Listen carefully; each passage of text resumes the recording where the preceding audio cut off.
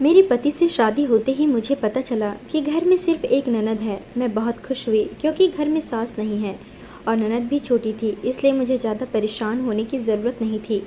लेकिन यह नहीं पता था कि उसकी वजह से मेरी ज़िंदगी बर्बाद हो जाएगी। मैं अपने ही घर में छत पर चोरों की तरह जा रही थी, क्योंकि मेरे दिमाग में जो कुछ चल रहा था वह अगर किसी के दिमाग में भी चल रहा होता तो वह पागल ही हो जाता। लेकिन अगर मैं गलत होती तो शायद मेरी शादी भी टूट जाती, और अगर सही होती तो फिर मुझे अपने हाथों से ही अपनी शादी को तोड़ना पड़ता। हाँ, यह बात काफ़ी अजीब है, लेकिन मैं बहुत बड़ी परेशानी में फंस चुकी थी। मैंने चुपके से ऊपर कदम रखा और एक छोटी सी दीवार के पीछे छुप गई। मुझे पहले से ही उस लड़की के चीखने चिल्लाने की आवाज़ आ रही थी, और यह चिल्लाना नॉर्मल था। ये वही समझ सकता था जो शादीशुदा हो। यह ऐसा नहीं था कि मदद के लिए चिल्ला रही थी, बल्कि शायद वह अपनी ज़िंदगी का सबसे अच्छा समय बिता रही थी।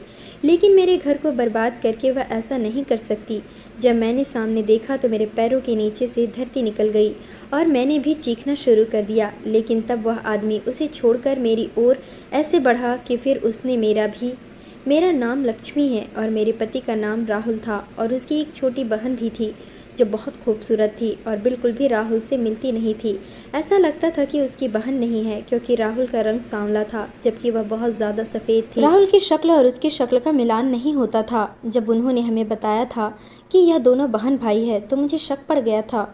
लेकिन यह शक तो हर उस इंसान को पड़ता था जो उन दोनों को देखता था।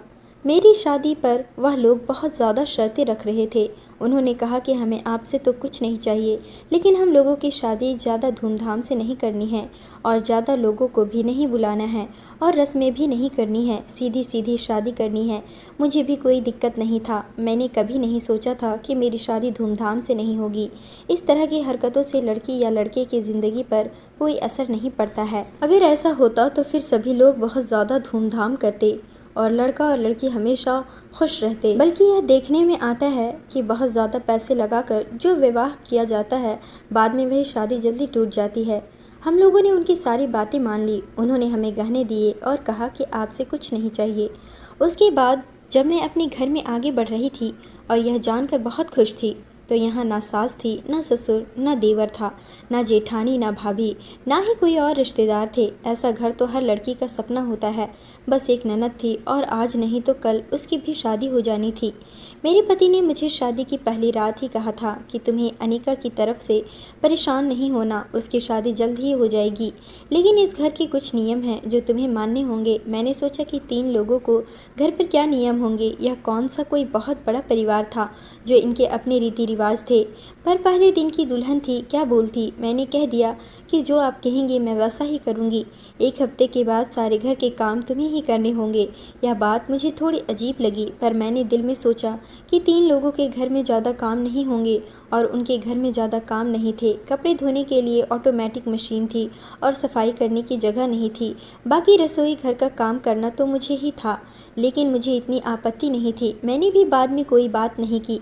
मुझे लगा था कि अनिका मेरी कुछ तो मदद करेगी, पर वह मेरी मदद नहीं करती थी। वह पूरा दिन अपने कमरे में बैठी रहती थी, और उसके कमरे में एक डबल बेड भी था, सोफ़ा सेट भी था और एलईडी वीडियो गेम भी लगा हुआ था। जबकि मुझे जिस कमरे में रखा गया था वहाँ पर एक पुराना सा बेड था, सोफ़ा सेट नहीं था और एलईडी भी नहीं थी। अगर मैं इस घर की बहू होती तो मुझे घर का सबसे अच्छा कमरा दे देते। ऐसा करने की क्या ज़रूरत थी। मैंने अपने पति से कहा कि आपकी बहन के कमरे में इतना सब कुछ है और हमारे कमरे में कुछ नहीं। हम लोगों की शादी हुई है, हमारे कमरे में डबल बेड होना चाहिए। वह तो अकेली है। मेरे पति ने कहा कि वह मेरी बहुत लाडली है, मैं उसकी सुविधाओं को नहीं छोड़ सकता, और अभी तो हमारी शादी हुई है। इस घर की चीज़ें बन जाएंगी। मैं तुम्हारे कमरे के लिए भी फर्नीचर ले लूँगा। दिल में सोचने लगी कि हम लोग इतने भी गरीब नहीं थे। अगर आप लोगों के पास कुछ नहीं था तो आप लोग हमें बता देते। मेरी माँ ने जब यह घर देखने के लिए आई थी तो उसने कहा था कि एक कमरा है जिसमें सब कुछ पड़ा हुआ है, वह कमरा ही शायद उन लोगों ने तुझे देना है। इसलिए मैं भी खुश हो रही थी। लेकिन यहाँ पर तो मेरे कमरे में कुछ भी नहीं था। लगता ही नहीं था कि दुल्हन का कमरा है या किसी ऐसे जोड़े का कमरा है जिनकी शादी हुई है। ऐसा लगता था कि किसी जवान लड़की का कमरा है। पर मुझे गुजारा तो करना ही था। पति से एक दफ़ा कहा था, उसने कह दिया था कि जब पैसे होंगे तो सब कुछ ले लूँगा, पर वह मुझसे कुछ दूर दूर रहता था।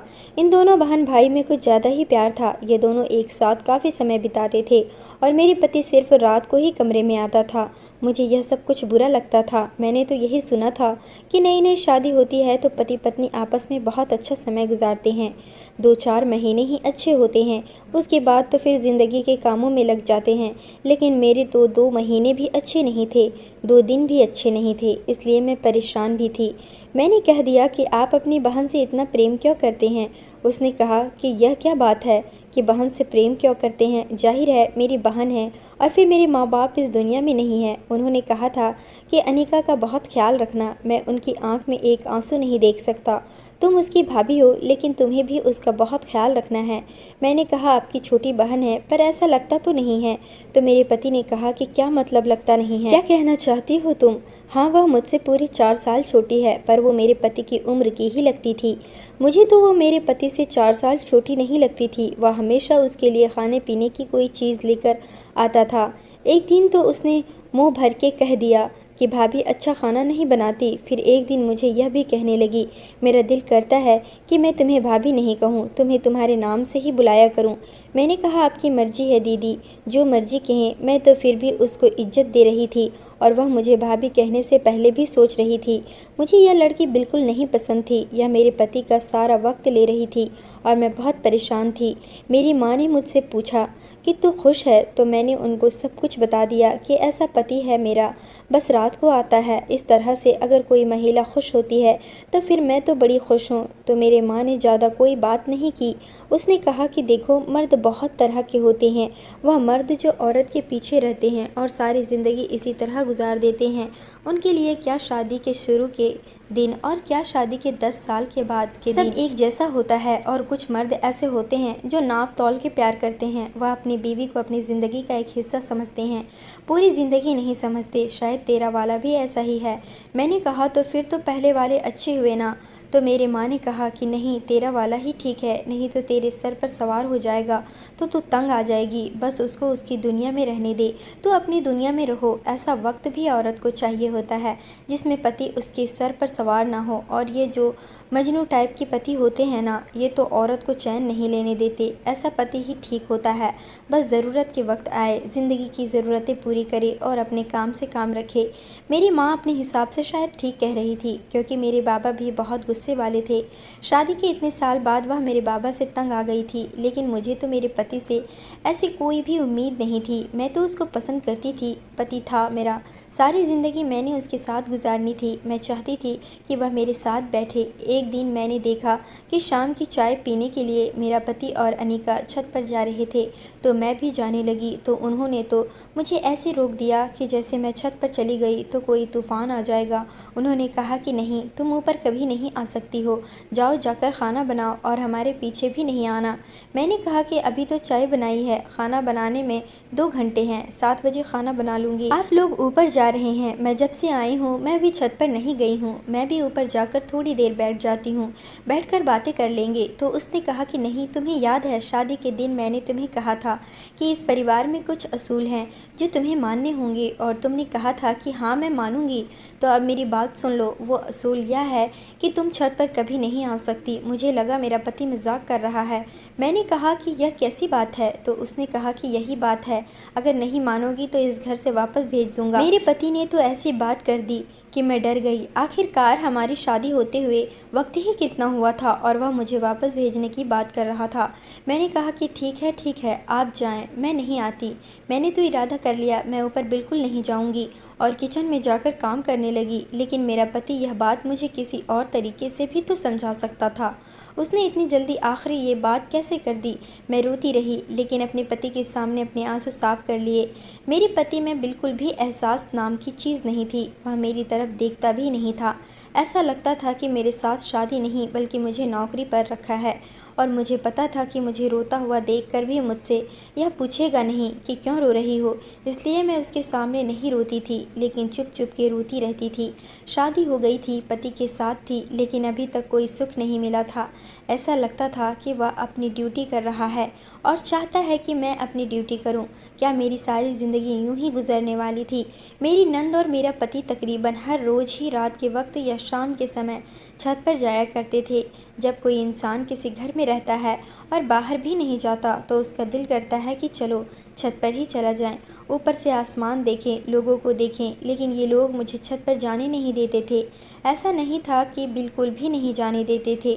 जब मुझे कपड़े धोकर ऊपर सुखाने होते तो मैं चली जाती थी, पर जैसे ही शाम होती थी ये लोग कहते थे कि तुमने छत पर नहीं आना। ऐसा लगता था कि इन दोनों ने अपनी ही कोई टीम बना रखी है और मैं उसमें बिल्कुल भी नहीं थी। एक साथ बैठकर कोई बातें कर रहे होते थे, मैं जाकर पास बैठ जाती तो ये लोग खामोश हो जाते थे, जैसे इनके पास बात करने को कोई बात ही नहीं होती थी। एक दिन तो मैंने छत पर से किसी के चिल्लाने की आवाज़ सुनी, शायद कोई लड़की थी, पर जैसे ही मैं वहाँ पे जाने लगी तो मेरे पति ने ऊपर से कहा, यह ऊपर क्या करने आ रही हो? वापस चली जाओ। शायद उसको मेरे पैरों की आवाज़ आ गई थी। मैंने कहा, सब कुछ ठीक तो है, ऊपर से किसी के चिल्लाने की आवाज़ आ रही है। तो उसने कहा, कोई आवाज़ नहीं आ रही। इस घर में मेरी कोई सासू माँ तो नहीं थी, लेकिन मेरे पति की एक फूफी ज़रूर थी जो इस घर में आती थी और मुझसे पूछती थी कि बच्चा कब पैदा कर रही हो। बस एक यही रिश्तेदार थी जो घर में आती थी, वरना उनकी कोई भी रिश्तेदार आया नहीं करती थी। अच्छी बात है कि घर में ज़्यादा लोगों का आना जाना नहीं था, लेकिन कभी कभी हैरान होती थी क्योंकि इनका कोई भी नहीं था। वह आती तो एक ही सवाल पूछती थी। मैंने कहा, अभी तो 2-3 हफ्ते ही हुए हैं मेरी शादी को। तो उन्होंने कहा, 2 हफ्ते में बहुत कुछ हो सकता है, तुम किसी डॉक्टर के पास जाओ, पता करो बच्चा क्यों नहीं हो रहा। मैं ये सुनकर हैरान रह गई कि इनको क्या जल्दी थी। शादी को अभी पूरा महीना भी नहीं हुआ था और यह कह रही थी कि जाओ डॉक्टर के पास जाकर पता करो, कहीं तुम्हारे अंदर कोई कमी तो नहीं है। मुझे बहुत बुरा लगा था कि उनको ऐसा नहीं करना चाहिए था। जब मैंने अपने पति को यह बात बताई तो मुझे लगा कि वह भी कहेगा कि हाँ, उसको ऐसा नहीं कहना चाहिए था। तो उसने कहा, चल चलते हैं डॉक्टर के पास। मैंने कहा, क्या हो गया आपको? अभी तो मुझे आपकी ज़िंदगी में आए हुए 1 महीना भी नहीं हुआ और आप इस तरह की बात कर रहे हैं। ऐसा क्यों लगता है मुझे कि बस एक ही काम के लिए लाए हैं? तो उसने कहा, शादी इस एक काम के लिए की जाती है। मैंने कहा, फिर ठीक है। शादी के बाद से याद आया कि आप अपनी बहन की शादी कब कर रहे हैं? मेरे ख़ानदान में एक रिश्ता है, मेरे बाबा के दोस्त का बेटा है, बहुत अच्छा है। अगर आप कहते हैं तो उसके साथ वो अनिका का रिश्ता करवा देते हैं। मैंने इतना क्या कह दिया? मेरा पति तो जैसे गुस्से से पागल ही हो गया। उसने कहा, तुम कौन होती हो उसका रिश्ता करवाने वाली? किसने कहा कि हमें रिश्ते की ज़रूरत है? उसके बहुत रिश्ते आ रहे हैं, तुम अपने रिश्तेदार का रिश्ता रखो। तुम लोग हो ही कौन? मेरे पति को कोई लिहाज नहीं था कि अभी हमारी शादी हुई है और मैंने ऐसी कौन सी बात कर दी थी जो वह इस तरह से चिल्ला रहा था। मुझे तो उसके चिल्लाने की आवाज़ से डर लग रहा था। थोड़ी देर के बाद अनीका भी वहाँ पर आ गई। जैसे ही उसने पूछा क्या बात है, तो मेरे पति ने उसे सब कुछ बता दिया। उसने कहा, भाभी आप मुझे इस घर से निकालना चाहती हैं? मैंने कहा, नहीं ऐसी बात नहीं है, देखो तुम्हारी शादी की उम्र हो गई है। तो मेरे पति ने कहा, चुप कर जा, नहीं तो मुंह पर थप्पड़ दे मारूंगा। मैं इतनी डर गई, आखिर मैंने क्या था। उसके बाद वह दोनों वहाँ से चले गए और मुझे और भी बहुत सी बातें सुनाई। घर में हो तो अपने काम से काम रखो, इस घर की मालकिन बनने की ज़रूरत नहीं है। जबकि देखा जाए तो इस घर की मालकिन तो मैं ही थी। मैं सारी रात रोती रही, लेकिन किसी ने मुझसे कोई बात नहीं की, मुझसे खाना भी नहीं पूछा। पर जब मेरे पति को मेरी ज़रूरत पड़ी तो वह मेरे पास आ गया।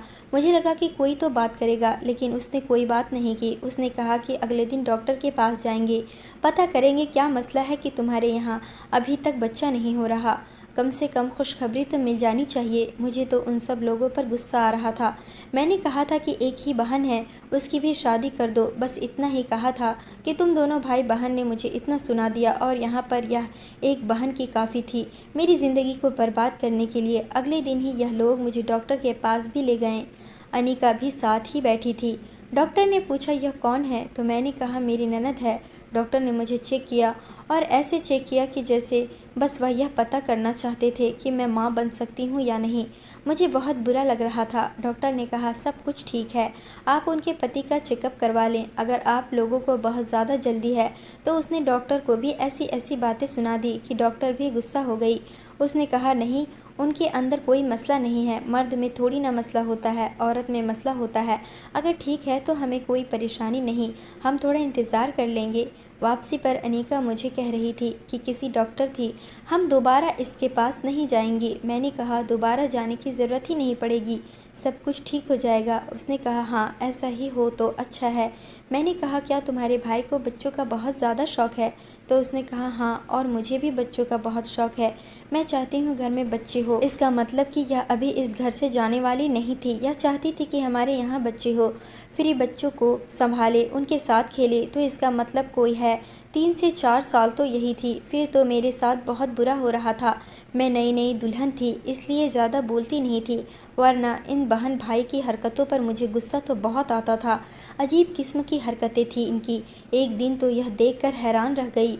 अनिका नाइट सूट पहन रखा था और वह मेरे पति के साथ बैठी हुई थी। उसे बिल्कुल भी अजीब नहीं लग रहा था। यह क्या कर रही थी? मैंने उसे इशारा किया, जो तुमने नाइट सूट पहना है और तुम इस तरह से बैठी हो, कम से कम ऊपर का दुपट्टा ही ले लो।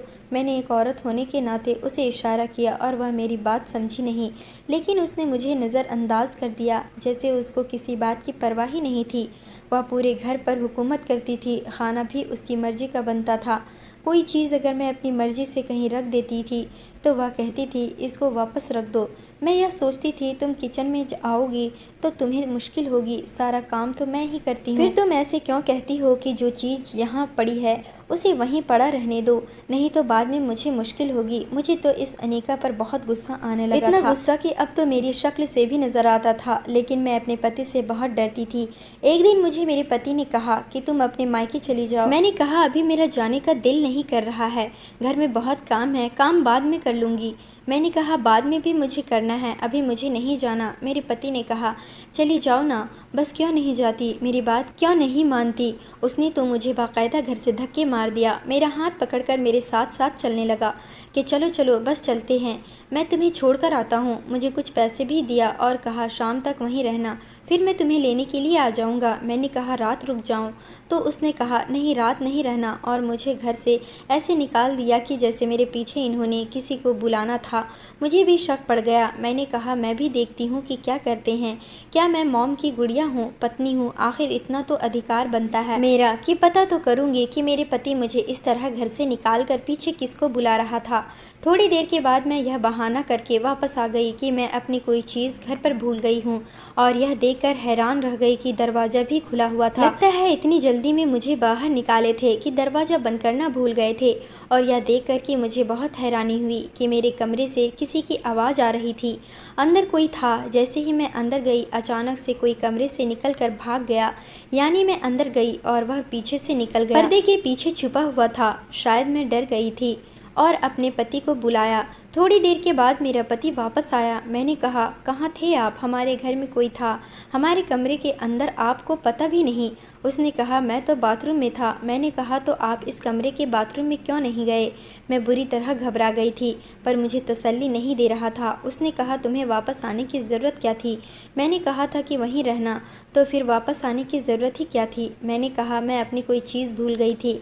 उसने कहा कोई बात नहीं, अभी वापस चली जाओ, मेरा जाने का दिल नहीं कर रहा था। मेरे पति को मुझ पर गुस्सा आ रहा था। उसने कहा फिर बैठो यहीं पे, और ख़ुद घर से ही बाहर निकल गया।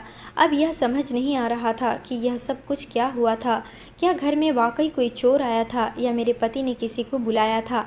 पर मेरी गलती थी कि मैं देख ही नहीं पाई कि वह कौन था। मेरे पति तो घर से चला गया, पर अनीका तो घर में ही थी। मैंने सोचा कि उससे पूछती हूँ कि क्या उसको भी पता नहीं चला, उसने भी तो किसी को देखा होगा। लेकिन जब मैं उसके कमरे में गई तो पता चला कि वह नहा रही थी। बाद में मैंने उससे पूछा तो उसने कहा कि मुझे नहीं पता, मैं तो आराम कर रही थी, आप अपने पति से ही पूछ लो। अगर मैं आपके सामने अपने पति की कोई बात कर देती थी तो वह ठीक से सुनती नहीं थी। फिर एक दिन मुझे कहने लगी ऐसी बातें ना किया करें, आपकी तो शादी हुई है, मैं तो अभी कुंवारी रही हूँ, आप क्यों मुझसे ऐसी बातें करती हैं? मैंने कहा कोई नहीं है ना घर में बात करने के लिए, इसलिए तुमसे बात कर लेती हूँ। तो वह कहने लगी आप अपने पति की बात मुझसे नहीं किया करें, आपका तो पति है, मेरा तो भाई है ना, मुझे अजीब लगता है। मैंने कहा मैं तो तुम्हें इसलिए बता रही हूँ कि कल को तुम्हारी शादी होगी तो तुम्हें भी इसे सब बातों का पता होना चाहिए। तो उसने कहा जब मेरी शादी होगी तो मैं खुद ही देख लूँगी। मुझे अब ऐसा लगने लगा था कि इस घर में मेरी किसी को भी नहीं पड़ी है और मैं बस यहाँ पर पड़े हुए किसी सामान की तरह हूँ। पर ऐसा क्यों था? मैंने क्या किया था? आखिर मेरा कसूर क्या था? दिन तो इसी तरह गुजरते जा रहे थे जब एक दिन मुझे छत के ऊपर से किसी की चिल्लाने की आवाज़ आई और थोड़ी देर पहले ही मेरी नंद और मेरा पति छत पर गए थे। उन्होंने मुझे कहा था कि ऊपर आने की कोशिश न करना। एक बात बड़ी अजीब थी कि जब भी वह ऊपर जाते थे मुझे यह बात ज़रूर कहते थे कि हमारे पीछे मत आना, चाहे तूफ़ान आ जाए, कुछ भी हो जाए, तुम ऊपर मत आना।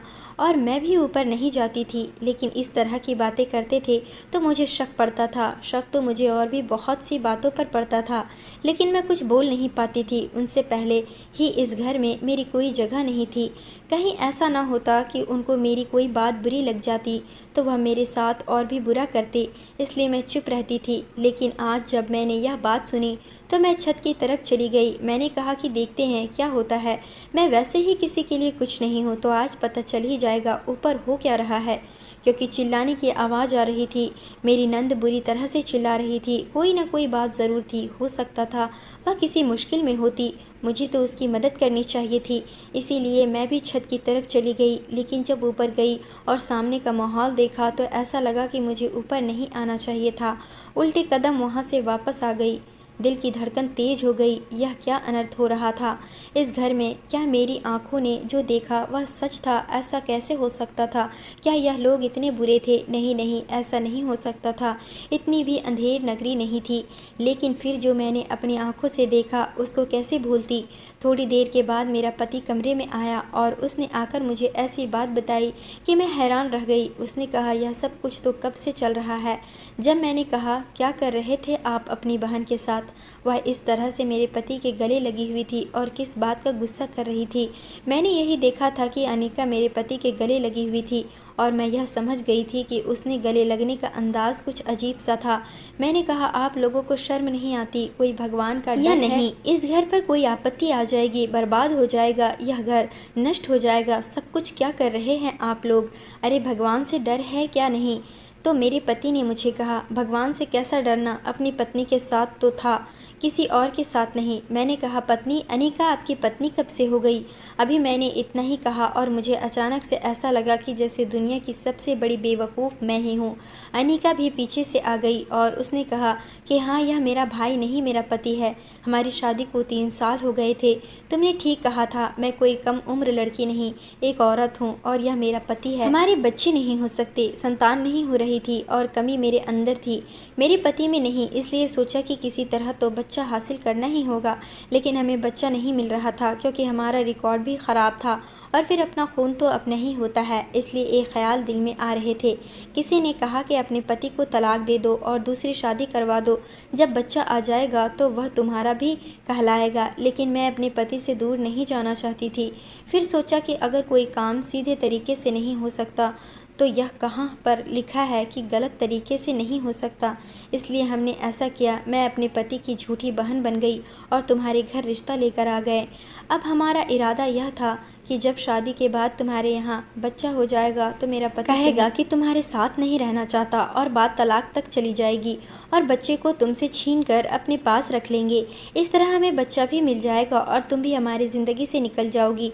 जब मैंने यह बात सुनी तो मैं हैरान रह गई। मैंने कहा कि इतना घटिया खेल खेला तुम लोगों ने और अब यह सब मुझे क्यों बता रहे हो? उसने कहा, क्योंकि अभी भी यह तुम्हारी मजबूरी है। जैसा हो रहा है उसे वैसे ही होने दो। देखो, अगर तुम्हें घर से निकाल दिया जाए तो तुम्हारे लिए बहुत बुरा होगा। यह समाज तुम्हें माफ़ नहीं करेगा। तुम हमारे साथ ही रहो, बस बच्चे पैदा करती रहना। मैंने अभी तक अपना दिमाग नहीं चलाया था, लेकिन अब मुझे अपना दिमाग चलाना था। अगर अभी नहीं करती तो फिर कब करती? मैंने कहा कि जैसा आप कहेंगे वैसा ही होगा।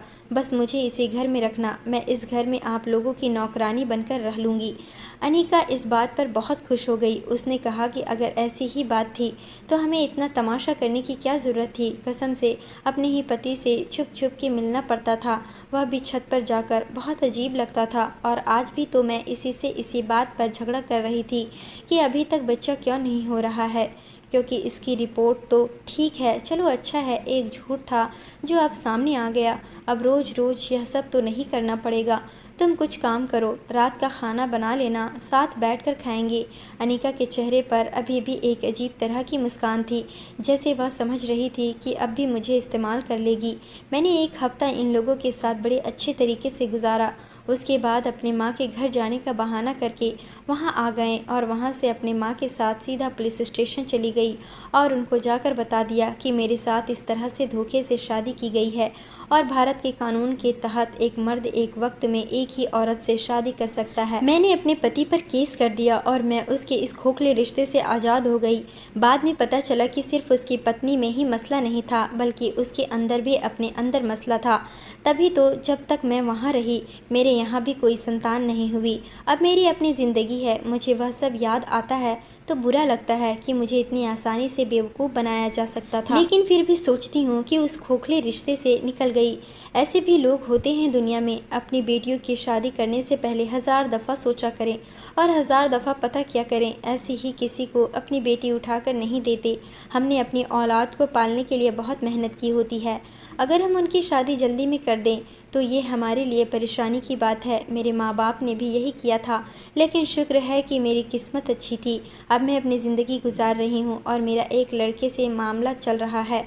मैंने उसे कहा है कि कुछ समय गुजारो मेरे साथ, तुमसे बातचीत करना चाहती हूँ कि तुम कैसे इंसान हो। जल्दी में कोई फ़ैसला नहीं करूँगी, अपनी ज़िंदगी का फ़ैसला खुद करूँगी, लेकिन बहुत सोच समझ कर करूँगी। आप लोग बताएंगे मैंने सही किया या नहीं, क्योंकि कुछ लोगों ने मुझे ही गलत कहा पर मुझे किसी की परवाह नहीं। दोस्तों, कहानी कैसी लगी कमेंट करके ज़रूर बताएं। वीडियो को लाइक और चैनल को सब्सक्राइब ज़रूर कर दें।